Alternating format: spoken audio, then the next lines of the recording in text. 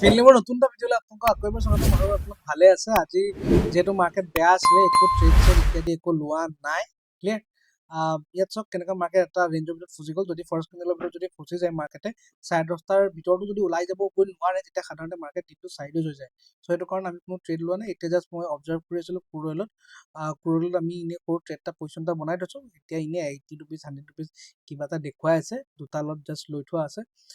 Let's C কি হয় কি দিয়ে। তেতিয়া আমি ইয়াক কিবা এটা মিনিমাল প্ৰফিট আমি বুক কৰিম, যোনটো আমাৰ 980 ৰুপিজ সৰু সুৰা টাৰ্গেট হিচাপে মিনিমাম টাৰ্গেট থাকে। সেইটো যদি দিয়ে তেতিয়া আমি লৈ ল'ম। বাকী আপোনালোকে যদি বিচাৰে ক্ৰুড অইলৰ বিষয়ে অলপ ক'বলৈ, তাৰ বিষয়ে তাত ট্ৰেড কৰি দেখুৱাই, তেতিয়া মোক জনাব কমেণ্টত। নিশ্চয় আপোনালোকক দেখুৱাম। ক্ৰুড অইল হৈছে আমাৰ প্ৰায় 11:30 বজালৈকে খোলা থাকে ক্ৰুড অইল মাৰ্কেটখন। এতিয়া মাৰ্কেটখন দেখিব পাৰে, মাৰ্কেটখন এতিয়া খোলা আছে, কণ্টিনিউৱাছলি বুলিছ হৈ গৈ আছে। মই ইয়াত ডাউন চাইডৰ ট্ৰেড এটা লৈছোঁ, বিকজ ইয়াত আমাক এটা পেটাৰ্ণ, আমাক ট্ৰেণ্ড লাইন এটা দেখুৱাইছে। ঠিক আছে, এই ট্ৰেণ্ড লাইনটো দেখুৱাইছে, আৰু প্লাছ ইয়াত ৰিজেকশ্যন দিছে। ৰিজেকশ্যন দিয়াৰ বাবে আমি ইয়াত ট্ৰেডটো লৈছোঁ। এতিয়া ডাউন চাইডে গৈছে। ঠিক আছে, ডাউন চাইডে গৈছে। ইয়াত আমাক অলৰেডি সৰু সুৰাকৈ প্ৰফিট দি আছে। একৰ্ডিং টু লট চাইজ ইয়াত আমাক সৰু সুৰাকৈ প্ৰফিট দি আছে। 220 ৰুপিজ তেনেকৈ গৈ আছে। 400 ৰুপিজ দি আছে এতিয়া। ঠিক আছে, 2.39%, 460, 480। ঠিক আছে, চলি আছে। ইয়াত পৰি আহিছে। চাওক মই ইয়াত ট্ৰেড লৈছোঁ, ডাইৰেক্ট ইয়াত পৰি আহিছে। ধুনীয়া দিছে। 560, 600 আমাক অলমষ্ট টাৰ্গেট দিয়ে দিব তেতিয়াহ'লে। চ' তেতিয়া আমি এইটো বুক কৰি ল'ম। ঠিক আছে, চ' মই বুক কৰিবলৈ ৰেডি কৰি থওঁ। 700 ৰুপিজ মোক ইয়াত প্ৰফিট দি আছে। দুটা লটে এইটো আছে 88 ৰুপিজ প্ৰিমিয়াম। 89ত মই চেল অৰ্ডাৰৰ লিমিটটো থৈ দিম। ঠিক আছে, অ'কে। চ' এইটো মাৰ্কেটে ফল কৰিছে। একজেক্ট ট্ৰেণ্ড লাইন যোনটো হয়, ট্ৰেণ্ড লাইনটো মেইনটেইন কৰিছে।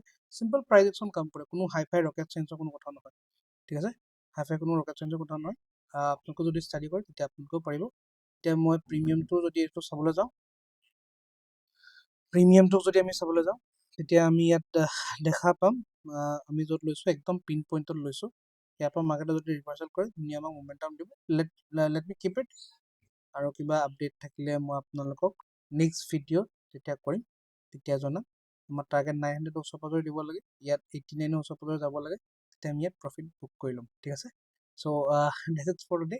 ইণ্ডিয়ান মাৰ্কেটত আজি কোনো বিশেষ একো ট্ৰেড কৰা নাই, যিহেতু মাৰ্কেটৰ কণ্ডিশ্যন তেনেকুৱা আছিলে অলৰেডি মই ক'লোৱেই। আৰু নেক্সট দিনাখনৰ মাৰ্কেট মানডে মই ভাল মোমেণ্টাম এটা এক্সপেক্ট কৰোঁ। মাৰ্কেটত ভাল momentum, and I expect for a down side momentum এটা মই মাৰ্কেটত এক্সপেক্ট কৰোঁ। মাৰ্কেটৰ আপচাইডৰ কাৰণে আমি তেতিয়া প্লেন আপ কৰিব পাৰিম যেতিয়া মাৰ্কেটে আমাৰ 24,419 এই লেভেলটো ব্ৰেক কৰি আপচাইডৰ কাৰণে যদি যায়। বাট মাৰ্কেটে বহুত ডাঙৰ এটা গেপ থৈ গৈছে, এটলিষ্ট ইয়াৰ 50%লৈকে হ'লেও আহিব লাগে। আৰু যদি আমি এইটো বস্তু যদি অবজাৰ্ভ কৰোঁ, দেখা গৈছে যে যেতিয়া আমাৰ কমোডিটি মাৰ্কেট যেতিয়া আপচাইডৰ ট্ৰেণ্ড লয়, তেতিয়া দেখা গৈছে আমাৰ normal market they go for down side. আৰু ইয়াত যেতিয়া ডাউন চাইড যায়, তেতিয়া আমি আপচাইডৰ ট্ৰেণ্ড আমি নৰ্মেল মাৰ্কেটখিনি আমি দেখা পাওঁ। ঠিক আছে, ডেটছ ইট। বাকী আমাৰ লাষ্ট পজিশ্যন আপডেটটো যদি মই দিওঁ, 460, 480 ওচৰ পাজৰে চলি আছে। That's it. বাকী আৰু ভিডিঅ' দিবলৈ নকওঁ, লগ পাম নেক্সট ভিডিঅ'ত অন ডে, এইটো আছিলে আমাৰ ডে 6, ডে 7, আপোনালোকে দেখি যাব। লগ পাম on the next day. Till then, keep trading.